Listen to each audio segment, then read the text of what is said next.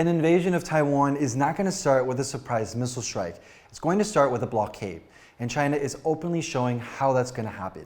Last year, when we were covering Lai Ching-te's inauguration, we were expecting China to have some kind of reaction, but nothing like this.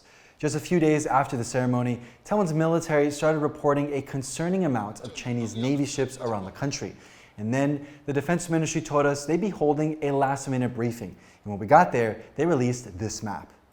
In a matter of hours, dozens of Chinese Navy ships, Coast Guard ships, fighter jets, and drones had surrounded the main island of Taiwan.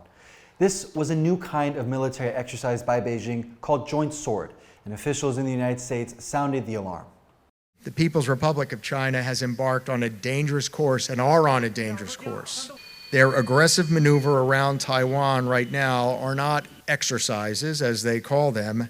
They are rehearsals. They are rehearsals for the forced unification of Taiwan to the mainland. Since then, China has conducted similar exercises not once, not twice, but multiple times, giving us a glimpse of what is the most likely scenario for China to take Taiwan.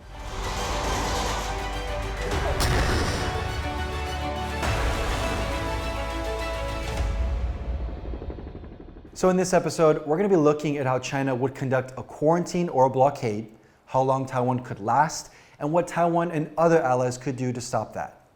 So we really tried to distinguish in our research and writing between a quarantine and a blockade in terms of the tactics and strategies behind those two and the ultimate goals.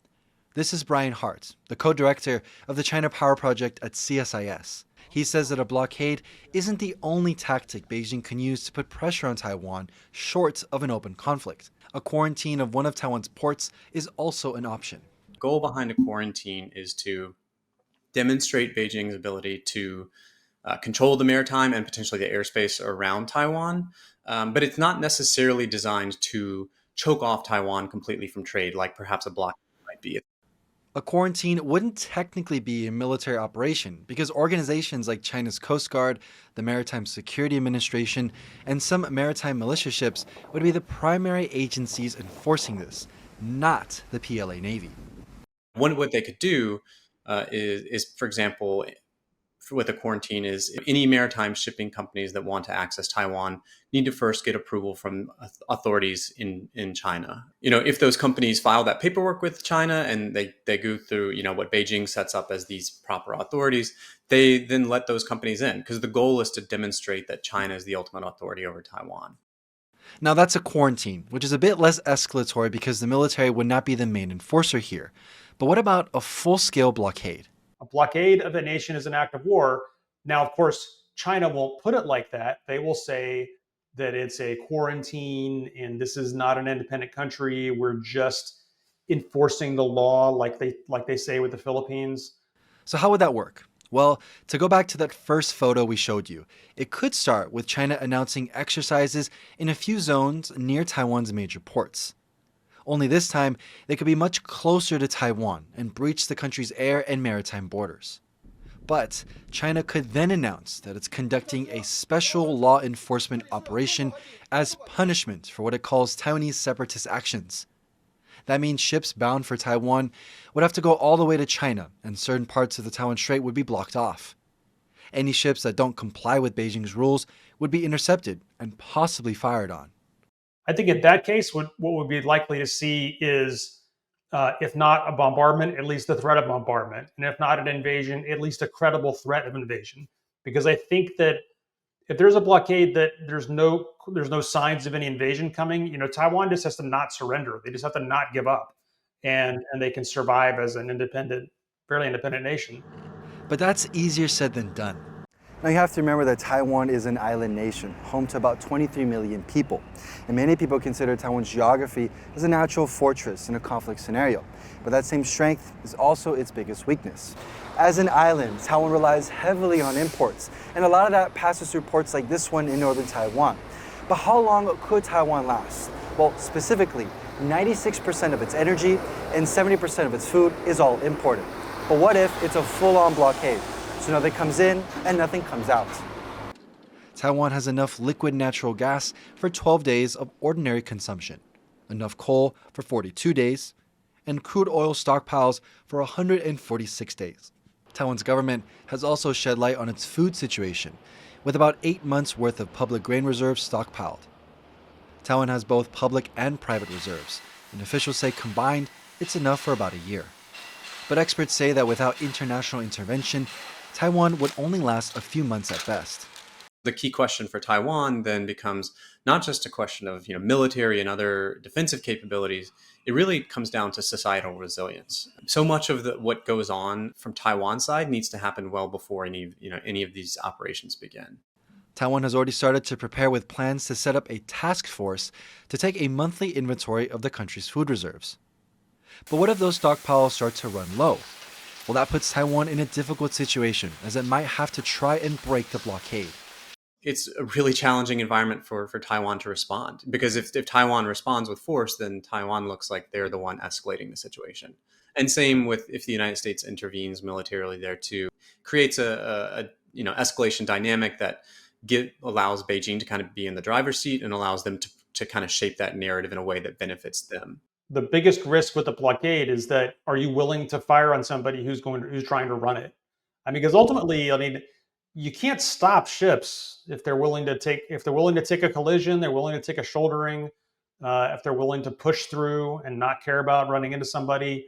You have to be ready to fire on them. There is a huge question and debate in how not just Taiwan, but other countries would try to break a blockade, because in the end, it ultimately comes down to how China will enforce its operation. That's why for the past few years, Taiwan has invested heavily in a few key areas that might be able to help keep sea lanes open. One of those areas is modernizing the Navy and building smaller, faster ships that are stealthier. I'm here in Zoing, a naval base in southern Kaohsiung, where the Navy is going to let us hop on aboard some of their vessels to get a closer look at how they're training in the Taiwan Strait, defending against Chinese Coast Guard ships, naval ships. During a training exercise, Taiwan's Navy let us hop on aboard a few of their Guojiang-class corvettes and Guanghua-class missile boats. These are newer ships that Taiwan is calling carrier killers, because while they look small, they can carry around a dozen anti-ship missiles, posing a threat to Chinese ships carrying out the blockade. Taiwan's Navy has also been investing in sea mines, which analysts say could be a huge deterrent. But speed is of the essence here, as once the blockade starts, China will probably not let Taiwan plant mines in the strait. Despite all the talk about how to respond to or break a blockade, analysts say the point of a blockade is not to start a war. I believe very much that China wants to win a gray zone war because it doesn't want to have a shooting war. A shooting war would be tremendously destructive, not just to Taiwan, but to China as well. And not only just sort of in the physical destruction and all the economic damage, but it would isolate China on the world stage in an entirely new way. This also begs the question, is Taiwan alone? A blockade of Taiwan would affect shipping and cost at least $2 trillion for the global economy. Chinese activity around Japan and the Philippines would also spike, leading to a tough decision of whether Taiwan's biggest ally, the U.S., intervenes. The question is this a blockade? Is that an act of war? Do we go to war? That's not going to be the conversation.